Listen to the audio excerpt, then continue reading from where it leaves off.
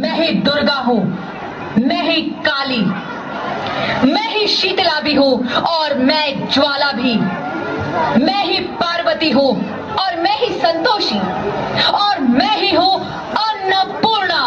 आप सब?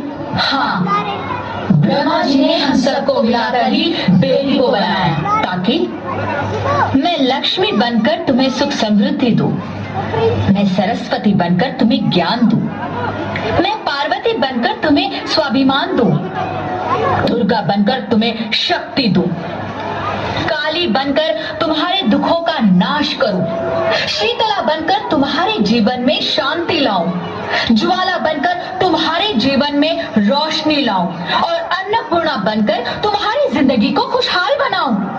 और तुमने हमारी जिंदगी को कोख में ही खत्म कर दिया। हमारा कसूर क्या था?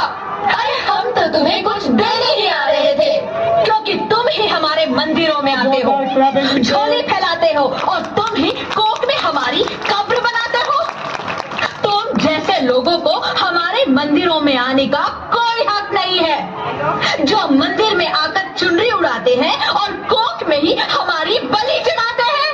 हम तुम जैसे लोगों के घर अब कभी नहीं आएंगी, कभी तुम जैसे लोगों पर खुशियां नहीं बरसाएंगी, कभी नहीं। मुझे माफ कर दो, मैं डर गया था, मैं आजकल के हालात देख के डर गया था।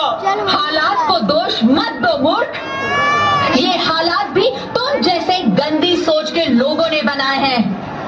अगर इतना ही डर था तो अपनी माँ को क्यों नहीं मारा, अपनी बहन को क्यों नहीं मारा, अपनी बीवी को क्यों नहीं मारा, हमें क्यों मारा?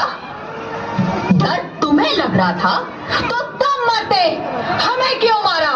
बेटे के मोह में, क्योंकि बेटा वंश चलाता है। अरे मूर्ख, अगर बेटा वंश है तो बेटी अंश है, अगर बेटा आन है तो बेटी गुमान है, अगर बेटा दवा है तो बेटी दुआ है, अगर बेटा गीत है तो बेटी संगीत है, और अगर बेटा भाग्य है तो बेटी भाग्य विधाता है।